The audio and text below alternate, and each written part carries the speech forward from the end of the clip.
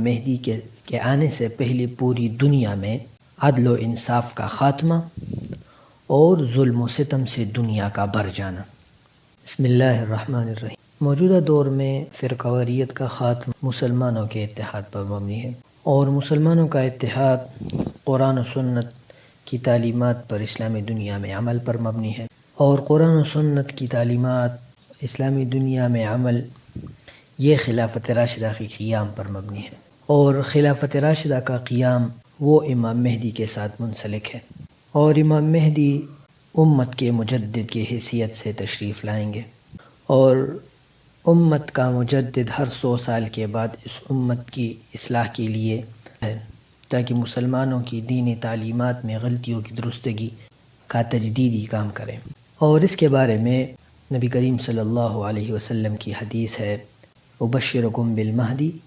یبعث علی اختلاف من الناس وزلازل، اور دوسری حدیث ہے کہ یملأ الارض قسطا وعدلا کما ملئت ظلما وجورا۔ تو امام مہدی کے صفات میں سے جو سب سے بڑی صفت ہے وہ ہے امام مہدی کے آنے سے پہلے پوری دنیا میں عدل و انصاف کا خاتمہ اور ظلم و ستم سے دنیا کا بھر جانا۔ ظلماً و جورا، جوراً و ظلما، ان دونوں باتوں میں پہلی بات جور سے مراد یعنی تصورات میں زیادتی اور مفاہیم میں ظلم، مسلمانوں کے آراء اور افکار اور معتقدات میں ناانصافی۔ جب کسی کام پر عملاً ظلم ہوتا ہے تو عملاً ظلم یہ اثر ہوتا ہے اعتقادی ظلم کا، اور اعتقادات میں ظلم کا نتیجہ وہ عملاً ظلم کی صورت میں سامنے آتا ہے۔ تو ظلم سے مراد قتل و خون اور لوگوں کے حقوق کا ضیاع، فساد اور افساد ہے، جبکہ جور یہ مفاہیم اور آراء، افکار و معتقدات میں ناانصافی ہے۔ تو حدیث میں جور کا مطلب ہے یعنی اعتقادات کا فساد،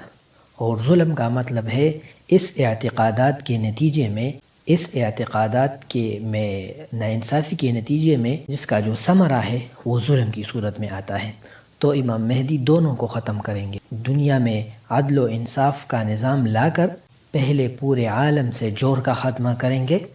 یعنی مسلمانوں میں جو غلط مفاہیم رائج ہے اس کا خاتمہ کریں گے، اور اس کا خاتمہ جب ہو جائے گا تو ظلم کا خاتمہ بھی اس طرح ہو جائے گا۔ امام مہدی زمین میں غلط مفاہیم کو ختم کر کے اپنے عمیق اسلامی مفاہیم کو لاگو کریں گے، اور اسی طرح درست نظریہ، ہوشیار دماغ اور نظر، صاف و پاک تصورات اور صحیح اعتقادات کے ساتھ عالم اسلام کو فہم دین کے نفاذ کا عظیم پلیٹ فارم مہیا کریں گے، جبکہ امام مہدی کے آنے سے پہلے خطا تصورات، مفاہیم مغلوطہ سارے معاشرے کے رگ و ریشے میں سرایت کر چکی ہوگی۔ ایسے حالات میں ظہور مہدی وہ ہوگا۔ اس حدیث کی تشریح کی میں اگر ہم اپنے موجودہ دور کے فرقوں کا مقارنہ کریں تو ہم سلفیت کو دیکھ لیں، وہ بھی باہمی تنازعات اور اختلافات، باہمی شقاق و سخت عداوت کا شکار ہو چکی ہے۔ عملی سلفیت سے ہٹ کر میدان جہاد میں سلفیت کا پرچم اٹھانے والے رایت السود وہ بھی باہمی مشت و گریبانی کے عالم میں سرگرداں ہیں، جبکہ ایک ہی نقطے پر متفق، ایک ہی نقطے کو لینے والے وہ ایک ہی نقطے پر نہ ٹھہر سکے اور انتشار کا شکار ہو گئے۔ یہی وجہ ہے کہ امام مہدی کے بارے میں آتا ہے لم تلبسہ الفتن ولم یلبسہا، نہ تو امام مہدی فتنوں میں گریں گے اور نہیں فتنے آ کے ان کے پاس گریں گے، اور فرمایا لیس منزی ولا منزی، ظہور مہدی سے پہلے ہر شخص اپنے رائے پر اصرار کرے گا، جس کی وجہ سے دوسری کی رائے کو قبول کرنا یہ مشکل ہو جائے گا۔ صوبائی اختلافات، داخلی ملکی اختلافات، علاقائی اختلافات، بین الاقوامی اختلافات،